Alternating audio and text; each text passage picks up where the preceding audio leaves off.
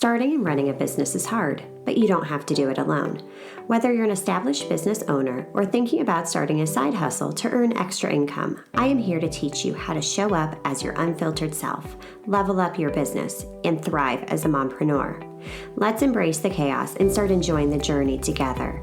I'm Amy Traw, and you're listening to the Motivated Mompreneur Podcast.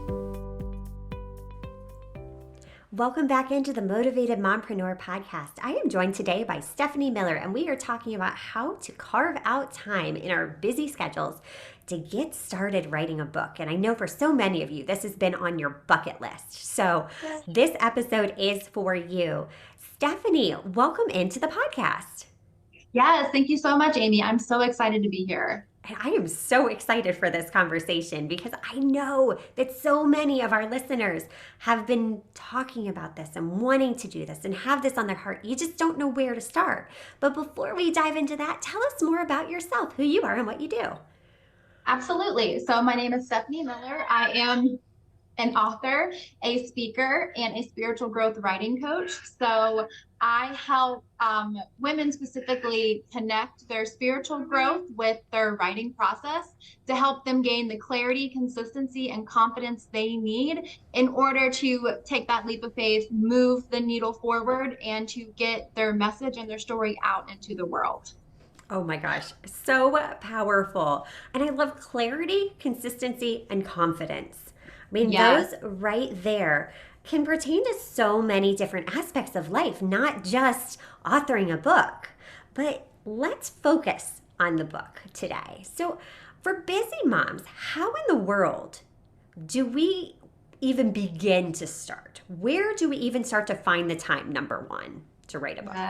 Yes. So right then and there, it's not finding the time, it's actually making the time. It is the priority. And that kind of requires a little bit of mindset work and a perspective shift, if you will. So it's this idea of initially we might think writing a book is selfish, right? Like if we're writing a book, if we're sitting down even just to write a blog, like, oh, I could be doing so many other things. There's too much going on in the house. The kids need me, things like that. But the reality is like when you sit down to write and you make that decision, you have to come and realize that it's not about you writing for you, you're writing for others. You are writing to give to others. And as you make that simple shift of, oh, this is selfish time, I don't have time to write, this is just for me, and there's no time for me time, it's writing for others, it's sharing your story and sharing your message. And you know, without the shadow of a doubt, in fact, if you are listening and you feel, yes, she's talking about what I'm feeling. Like, I know I need to write a book. I know it's there. I keep putting it off. And I mean, I hate to be the bearer of bad news, so to speak, but that nudge is not going to go away. That desire is actually going to keep growing and growing and growing, and it's going to make you feel uncomfortable. And so the best way is to just accept, okay, I am meant to share my story. I am meant to write a book, not for my benefit, but for other people's benefit. And that simple shift of it's not about me, it's about them really changes that. I don't have to find time, I have to make time. Oh my gosh, so powerful because yes, it's so true. You know, we get so stuck on this me mentality when in reality, what we're doing in a lot of our professions, we're serving others, we're providing value to others, we're helping others.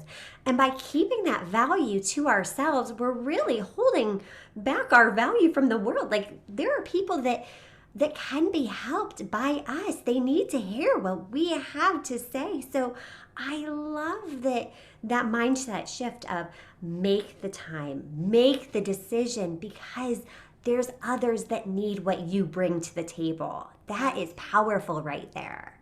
Yes, yeah. And that's a huge core of my coaching program and who I am as an individual. It's taking that, not looking at writing, for example, as a form of self-care, but really as a form of soul care. So like you are investing in your soul, you're investing in yourself to better yourself, and you're investing in that to share with other people and just make those connections. And beyond that, beyond helping people and inspiring people through particularly your area of expertise, also inspire your kids. Believe it or not, like you actually inspire your kids. And so writing a book in that way creates that legacy, if you will, that I am sharing my story. I am sharing my process. I am sharing the things that I have gone through because I'm modeling transparency and authenticity. Those are other big buzzwords around and really important to me. But by modeling that transparency and authenticity, you are setting the example for your children to be able to pursue their dreams and be able to live out the legacy that you have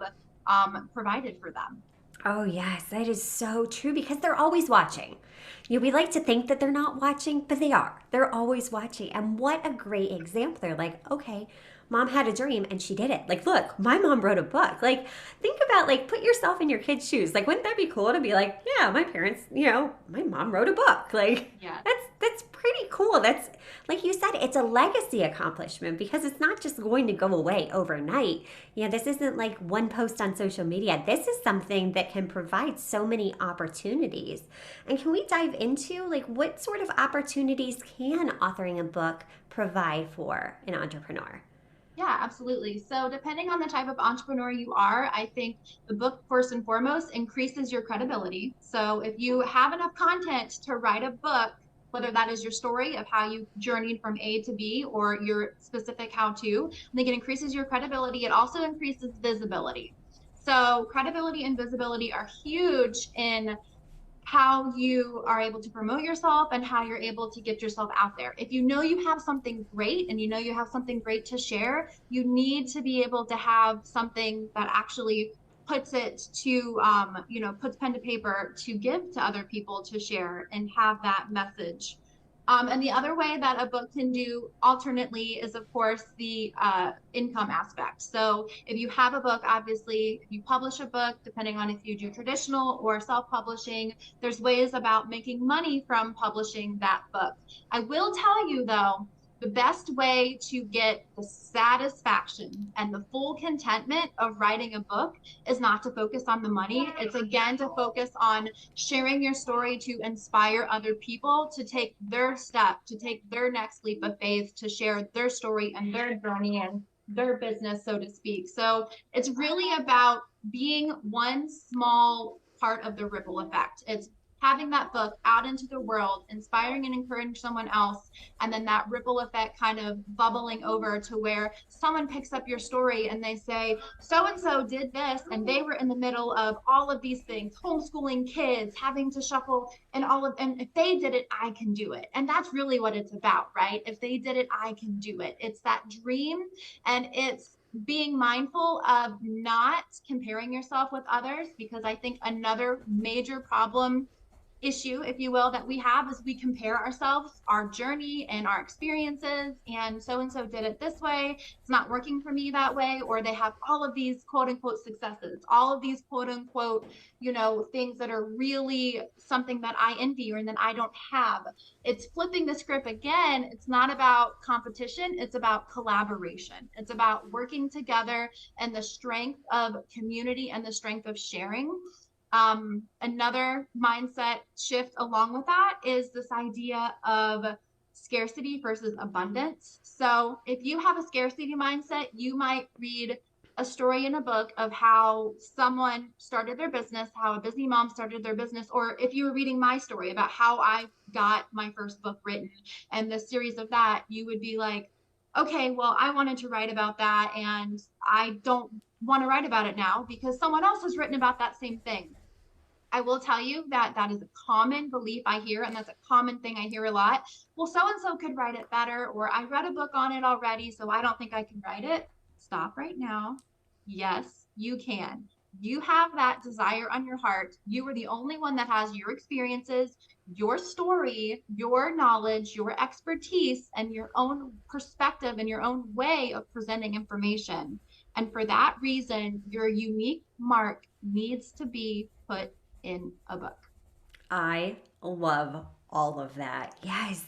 And the impact, that ripple effect in inspiring others and not comparing yourself. I mean, that right there, it's so powerful because when you think about it, you are the only you. You're right. You have that unique set of experiences and your journey, and you will inspire others, and you don't even know who you're going to inspire and the impact that you will make until you put it out there. So, with this, where do we even get started? Do we have to have some sort of an English degree? Do we have to be a great writer in order to write a book? How the heck do we even begin to start? Yes, I love this question. I love like the beginning, the nuts and bolts, the taking it out of this whole big, I'm going to write a book. What's that look like? Really paring it down into a small idea. If you've ever picked up a pen and written anything on a piece of paper, grocery list to do, my friend, you are a writer. A writer is simply someone that writes. A writer is simply someone that writes. So you are a writer. And taking that knowledge, I think a next small step to take is to just start journaling. I think the best way to be able to eventually move into writing a book is to create a consistent writing practice. Again, consistency, another one of my core pillars of my coaching, is building that consistent writing and journaling. And that, of course, looks different for everybody. But if you were to have this how to start journaling, it would simply be first thing in the morning, or in the morning if you can, to sit down with a journal and a pen and paper and just practice like free writing, practice brain dumping, if you will, free writing, brain dumping, everything that is in your head, just take it, place it into words, and put it on paper. And research and studies numerously have shown that the ability to brainstorm and journal in the morning frees you up your mental capacity. It actually makes you your emotional well-being increases as a result, because the anxiety or the situations that have been causing stress are within you are no longer kind of wrestling in your head, but you've placed them on paper. And it also increases creativity. So, and creativity is huge, especially when you're looking at not only writing or writing a book, but also just in everyday life, and especially as someone who is in business, right? So we have this creativity that we exercise each and every day. So I would say just one small tip to get started is to start journaling. So maybe set the timer for 5-10 minutes and just get up in the morning and write everything that's in your mind and put it onto paper. You don't second guess it. You don't even necessarily have to reread it. Half the time, my journals are not even legible. It's just me, I wish I could write faster because my brain is going a mile a minute.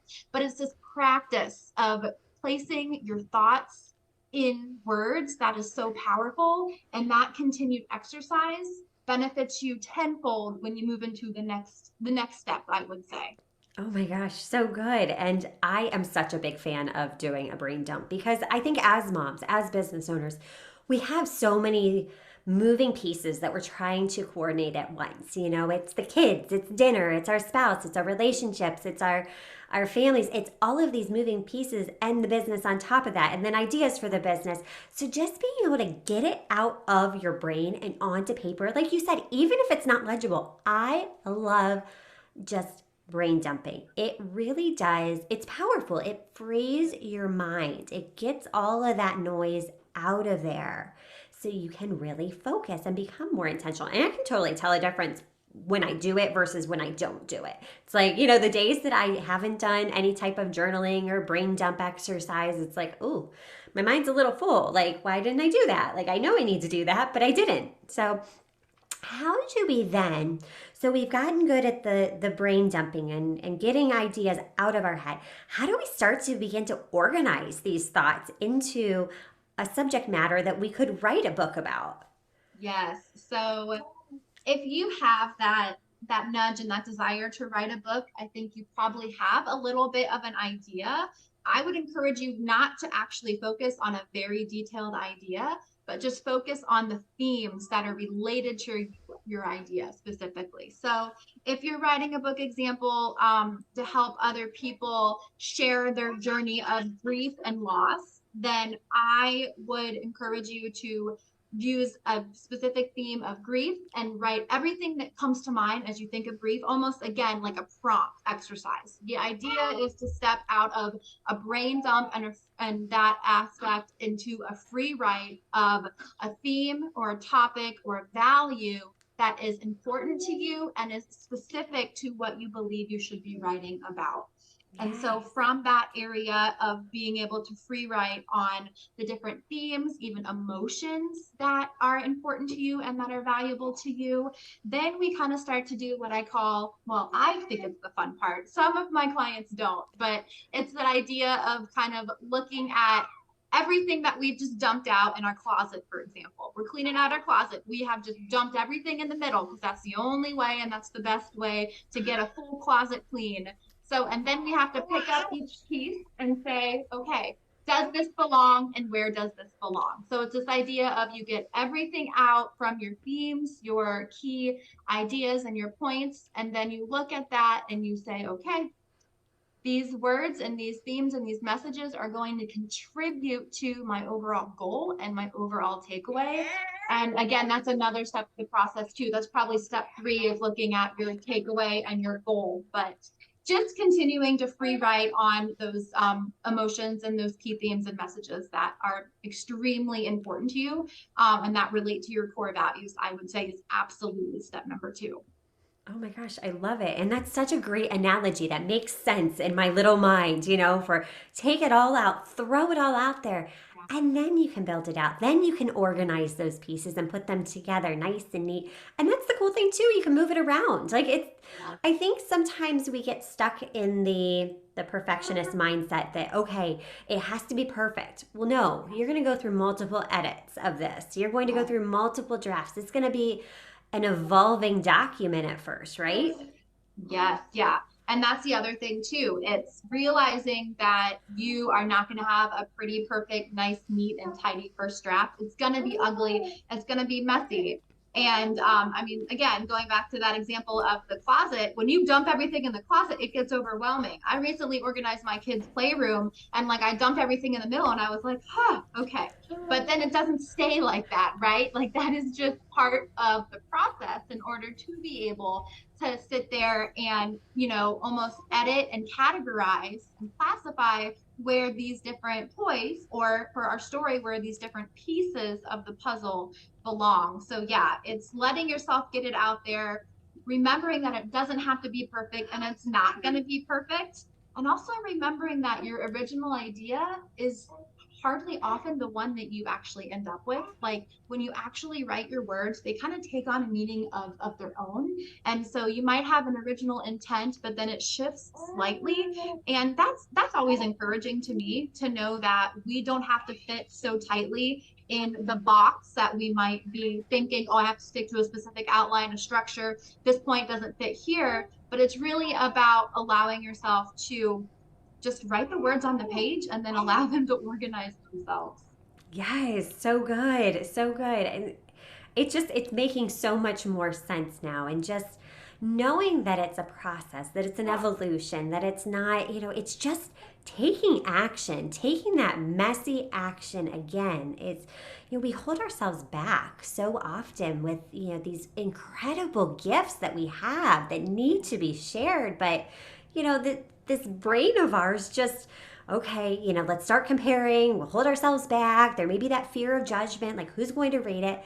No, the world needs what you bring to the table. I love this, Stephanie. So good. So, Good. what is a realistic goal, start to finish, for a mompreneur to write a book?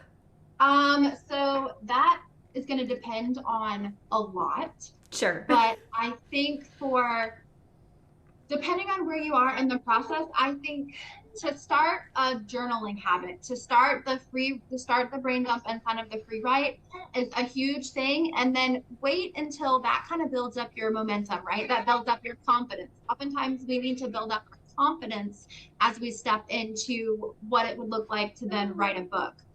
So if we were to say that you had maybe 5 themes, let's just say 5 themes, for example, that you think explain your book, maybe you take a week to free write on those, or maybe you take just a month to free write on those. But for whatever it is, I mean, realistically, I you can actually go from brain jump to free write to outline to first draft within easily a month or two. And I tell you that, and I know that's extreme, but I wrote my first book in a month and a half.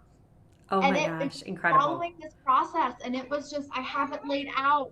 And then you did it when the kids were napping, or you just snuck in like 5 minutes or 10 minutes or 15 minutes. And that's really where it is. It's not, you don't get all of your writing done in a block time. It's not going to be like I'm going to go into a retreat. For me personally, that builds up way too much pressure and expectation. Like, okay, I'm here. Like, I have my husband watching the kids. We need to make sure that this goes. But if you just sneak in those 5, 10, 15 minutes a day, even 30 minutes a day to write, that really becomes the core. And another tip that I have is to actually use voice to text on your phone, because if you have an idea, you have a thought, you don't have free hands to write, then to use that voice to text is extremely powerful. And for some of us, we feel natural to speak more than we do to write. So that could really be another step, that we just get it all out and then we organize it. But easily, I would say you could easily have a first draft within the first, we'll say 3 months, given responsibilities, other commitments. And then between that, I'd say you could go from a first draft to a polished product within 6 months to a year, depending on your timeline. And I think that's another reason a coach is so powerful and so beneficial, because a writing coach walks alongside of you, and we give you that accountability. We give you that deadline. We give you that cheerlead mentality. Well, I give you that cheerleading mentality of, you got this, you're gonna make this. And then when you start to have these doubts and these worries of, what I'm writing is not good, I'm gonna, highlight and delete the whole thing, I can tell you, this is what every writer goes through. This is what everyone experiences. Like, the fact that you're feeling this imposter syndrome is actually a very good thing. And then we can walk through that to have that encouragement needed. So writing, making that larger goal into smaller goals, it really is varying upon the person, but it's definitely doable in a shorter time frame. I think it just kind of goes back to that first point. Not only it's not writing for you, you're writing for other people, and this message is timely and people are waiting to hear what you have to share. Oh my gosh, Stephanie, this was so, so good. If you're listening today, it's about being intentional. It's about carving out that time. I am telling you, if Stephanie can find the time, she has done this whole podcast with a bouncing baby on her lap, and she is like rocking it. So if she can find the time, you can make the choice to make the time. It's showing that it is possible. You have that message inside. So if you are feeling that pull, do it. Do it scared. Reach out to a coach like Stephanie for help. There are people out there that will guide you through this whole entire process, because guess what? You are not alone, and you are not meant to do this alone. So, Stephanie, thank you so much for sharing so much value with our community today. How can listeners find you? Yes, absolutely. Well, this was my pleasure. I could talk about this all day, bouncing baby or not. My website is www.butterfly-beginnings.com. There you'll find more information about my specific style of writing coaching, and ways that you can join in for that. I also am very active on Instagram and Facebook, and my username is a little simpler. It's Stephanie Miller Coach, just one word, Stephanie Miller Coach. From there, I also have a free resource that I would love to share with your listeners, Amy, and it's kind of this idea of how to write your story with your truth and your why. So there, I kind of bring back the clothes and the closet analogy, and decide that when we start to write our story, we actually have to follow through the similar questions of, what are we going to wear today? Where are we going? How long are we going to be somewhere? As well as nuts and bolts of how to really polish your story and how to really make it shine. So for that, I would love to include the link, but that's really the best way to connect with me. And then of course, a discovery call is on my website to come around. And if you want to talk further about your specific project, I would love to talk more about it. Oh my gosh, you are just such a gift to this world, Stephanie. Thank you so much for sharing with us. And until next time, stop dreaming and start taking messy action. You've got this. Are you loving what you're hearing? Do us a favor and hit that subscribe button so you don't miss an episode.